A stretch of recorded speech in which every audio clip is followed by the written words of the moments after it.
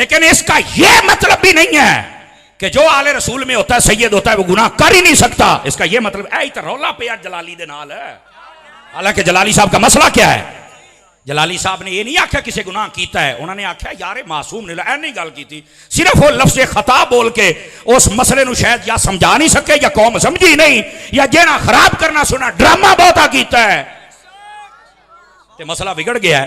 جبکہ جلالی دا ماضی بھی سامنے ہے, حال بھی تے مستقبل بھی سب دے سامنے ہے. نہ وہ گستاخ ہے نہ انہیں کدی کیتی ہے. او دے مقابلے جڑے آئے سن پاویں جمعراتی سن تے پاویں منگل والے سن تے پاویں بدھ والے سن, سمجھ آ رہی ہے؟ پاویں وہ لال بیگ سن تے پاویں خبیث قسم دے مویشی سن, پاویں وہ چمنیاں سن ساریاں پاٹ گئیاں اور رافضی بن گئے. جلالی کل بھی احمد رضا دا نوکر سی, جلالی اج بھی احمد رضا دا نوکر.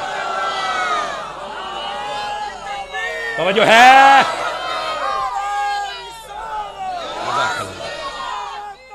بولو توجہ ہے کوئی نہیں ہے؟ یہ ڈرامہ کیا ان لوگوں نے, ڈرامہ, اور اس ڈرامے دا نتیجہ دیکھ لو, آپ سارے رافضی ہو گئے.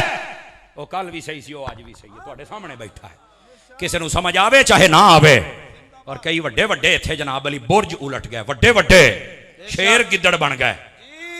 بول رہے سبحان اللہ, 5 کلو دا سر نہیں ہلانا.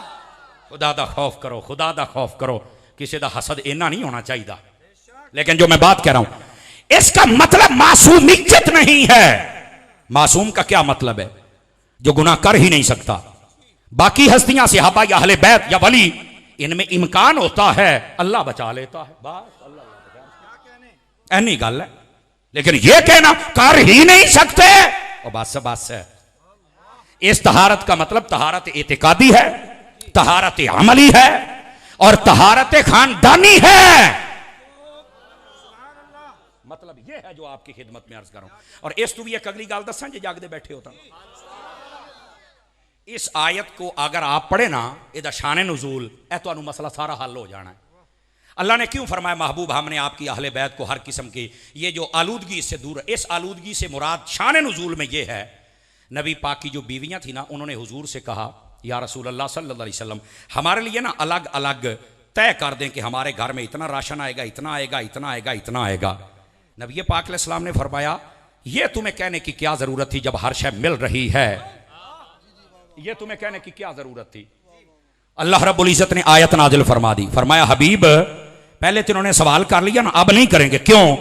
فرمایا ہم نے ان کے دلوں سے طلب دنیا کو ویسے ہی کھینچ کر پاک کر دیا ہے. مطلب یہ طلب دنیا کو کھینچ لیا ہے, یہ بھی ایک رجس ہے, اس کو نکال دیا ہے. اب یہ سوال نہیں کریں گے, تھوڑے پہ راضی ہو جائیں گے. تو اہل بیت کی طہارت کا مطلب یہ ہے کہ ہم نے طلب دنیا ان سے کھینچ لی ہے, وہ تم سے دنیا طلب نہیں کر سکتے. تو میں نے کہا نبی کی اہل بیت اگر نبی سے مال طلب نہیں کر سکتے تو سیدہ پاک نے ابو بکر سے باغ فتح کیسے طلب کیا؟ بتانا. نعرہ تکبیر, نعرہ رسالت, نعرہ تحقیق, نعرہ حیدری, مسلک حق اہل سنت, عقیدہ اہل سنت, علماء حق اہل سنت. اور توجہ ہے سارے حضرات کی کہ کوئی نہیں ہے, یہ طلب دنیا ان میں نہیں ہے. اس کو کھینچا ہے طلب دنیا کو.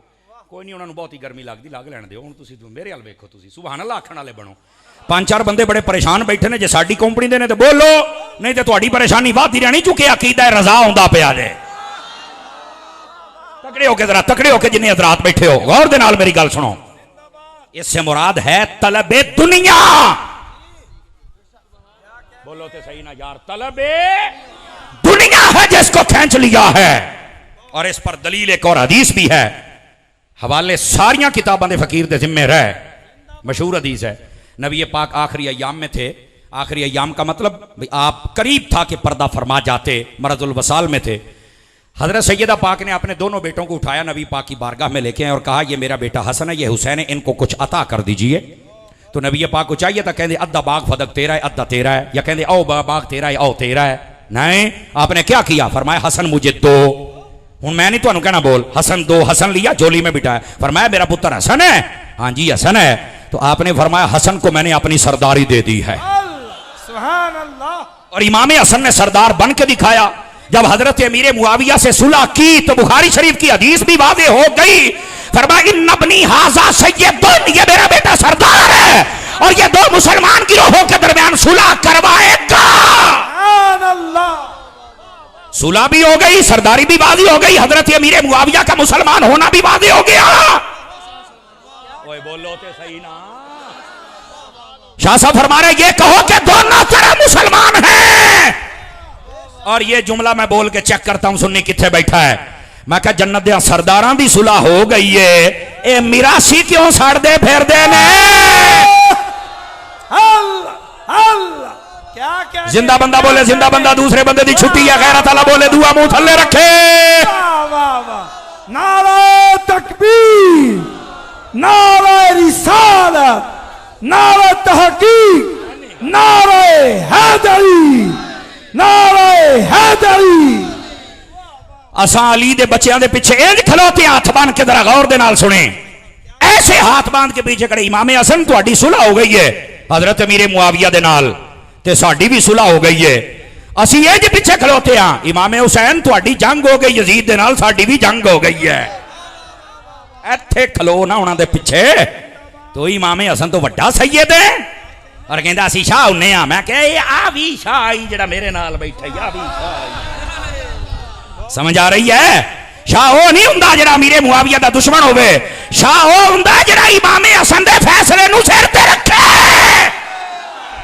ہاتھ کھڑا کر کے بولو سارے سنی طرح. واہ واہ واہ. وہ شاہ ہوندا ہے تے جڑا اپنے باپ دادیاں دے فیصلے نو نہ مننے. پیو دادے کو فیصلہ کر جان تے چھوٹے منڈے بگڑ جان کہندے ہن میں اگلی گل نہیں کردا. پھر چیکنا ہے تسی. وہ کہندے نے فارغ نے تے جڑا امام حسن دے فیصلے نہیں ماندا اوئے فارغ. ہن سمجھ آ گئی جے؟ او بیٹھے ہو یہ جتنے کیڑے مکوڑے، یہ جتنے لال بیگ، ان سب بے حیاؤں کو شرم کرنی چاہیے. امیر معاویہ کے خلاف بھونکتا، تم تو رافضیوں کو راضی کر رہے ہو، اہل سنت کو تو نہیں راضی کر رہے. ورنہ امام حسن کو تم کس کھاتے میں ڈالو گے؟ پر ایتھے تو لوگوں نے آکھا شاہ تو ہوتا ہی حسین ہے، حسن تو ہے ہی نہیں. تو میں کہا اسے واسطے اسی کہنے ہیں تو نسلوں ہی شاہ کوئی نہیں. ایویں تو ہن نہیں تو اوچ شریف جاندا پھردا بھی کیویں مینوں شجرہ لب جائے. میں کہا ایڈی جلدی تینوں شجرہ نہیں لبنا، تجھے ننگا کرنے کے لیے علامہ ظہور احمد جلالی صاحب ہی کافی ہیں. علامہ ظہور احمد جلالی صاحب نے بڑا ٹیٹ خط لکھے ہے، لال بیگ نو ننگا کر کے رکھ دیتا ہے. کہنے لگے تو ہن شجرے لے کے سید بنے گا، تو انہوں سائیاں مانڈ کے رکھ دیتا ہے. سید کو بتانا نہیں پڑتا، سید سید ہی ہوتا ہے. لیکن یاد رکھ لیں گستاخ نہیں ہوتا سید، اور سنی یہ بھی گستاخ نہیں ہوتا. نہ صحابہ کا نہ اہل بیت کا. میری بات لکھ لیں آپ حضرات، اس واسطے کچی باتیں اپنے ذہن سے نکال دیں. سمجھ آ رہی ہے؟ ہن اگے چلو ذرا تاکہ تمہیں مسئلہ بھی سمجھ آوے نا. مسئلہ سمجھ آئے گا تو بات کھلے گی نا بھائی جان. تو میں بات آپ کی خدمت میں یہ کر رہا ہوں کہ یہ طہارت کا مطلب کیا ہے، رزق نکالنے کا مطلب کیا ہے. طلب دنیا ختم کر دی ہے. فرمایا میرے بیٹے کو کچھ عطا کرو. فرمایا حسن ہے؟ جی ہاں. فرمایا سرداری میں نے دے دی. اور جب امام حسین کی باری، فرمایا حسین مجھے دو. امام حسین کو پکڑ کے نبی پاک نے گود میں بٹھایا. فرمایا میرا پتر حسین ہے؟ ہاں جی. فرمایا اس کو میں نے اپنی جرت عطا کر دی ہے. اور پھر کربلا میں امام حسین کی جرت دیکھ لو کیسی ہے. تو نبی پاک کو نہیں پتا تھا کہ میں نے باغ دینا ہے، باچنا ساریاں کھا جانا ہے. او بیٹھے ہو.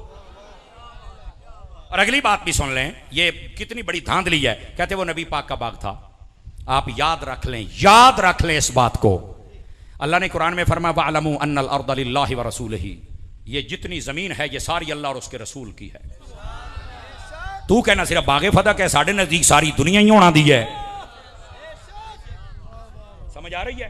اور دوسری بات، پہلا جھوٹے وے پھر ساری بانڈ، اپنا گھر بھی ٹھا. تو بھی بی بی دا حق کھاتی بیٹھا، تو دیتا ہے. کیا کہنے. واہ واہ واہ. سارے ہی گستاخ بنے بیٹھے ہو. پہلو تو اتھے آ نا. تو کہندا ساری زمین اللہ رسول دی ہے، لہذا میں انہوں نے اپنا حق تو دیوانا ہونا تو نہیں سی دیتا. میں ماندا بھی تیرے کو حلال دی ٹاکی لگی ہے. اوے بولو، اوے 5 کلو دا سیر لاؤن والی قوم، بولو تھوڑا جا میری گل تے. لیکن ایتھے تے مسئلہ ہی ہو رہے، اپنی باری پتہ کو نہیں. یہ آیت میں قرآن کی آیت پڑھ رہا ہوں. اور دوسری طرف دیکھ، نبی پاک نے فرمایا، حضرات علماء اس بات کی تائید فرمائیں گے تاکہ عوام بھی اس بات کو مانے کہ بات صحیح ہو رہی ہے. فرمایا ہم جو نبی ہوتے ہیں، آقا کریم علیہ السلام فرماتے ہیں، فرمایا ہم درہم و دینار اس میں وراثت نہیں چھوڑ کے جاتے، مال و دولت نہیں چھوڑ کے جاتے. حضور جو نبی ہوتے ہیں وہ کیا چھوڑ کے جاتے ہیں؟ فرمایا علم چھوڑ کے جاتے ہیں، یہ وراثت ہے ہماری. نبی پاک نے تو بتا دیا ہماری وراثت دنیا میں، جائیدادوں میں، باغوں میں اور پیسوں میں ہوتی ہی نہیں. نبی کہندا میری وراثت ہی کوئی نہیں، تو رولا پائی کھلوتا ہے.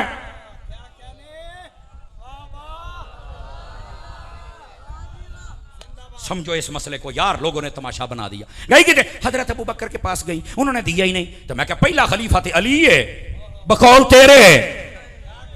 واہ واہ بہت خوب. تو حضرت ابو بکر کے پاس گئی کیوں تھی؟ یہ تو مینوں نہیں پتا. میں کہا پتا ہوندا تے سنی نہ ہوندا. حضرت ابو بکر کے پاس جانا پہلی تو اس بات کی دلیل ہے کہ انہوں نے خلیفہ منیا تے گئیاں نا. پہلی تو یہ بات واضح ہوتی ہے، سمجھ آ رہی. اور دوسری بات، اگر حضرت ابو بکر صدیق نے نہیں دیا، حضرت عمر پاک نے دیا، حضرت عثمان نے نہیں دیا، تو حضرت علی کا دور خلافت تو آیا ہی تھا نا.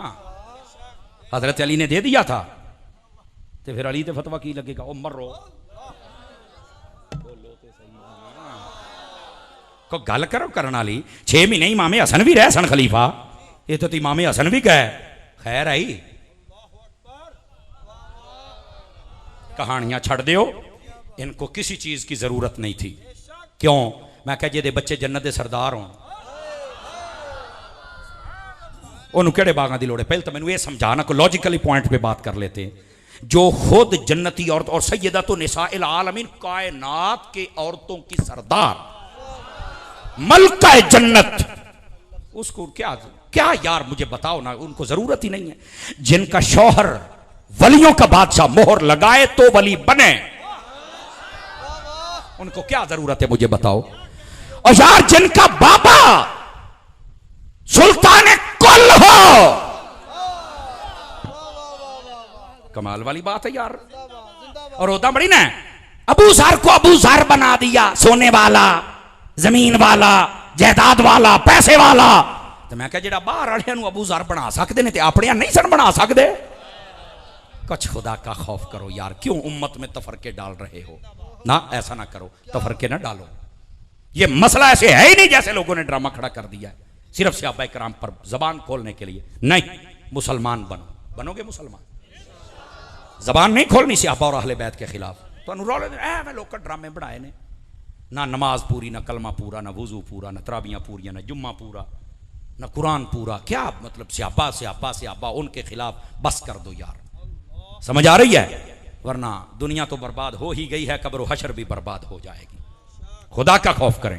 اور اب ذرا واپس پلٹے تاکہ اس مسئلے کو مزید کھولوں آپ کے سامنے. جزاک اللہ.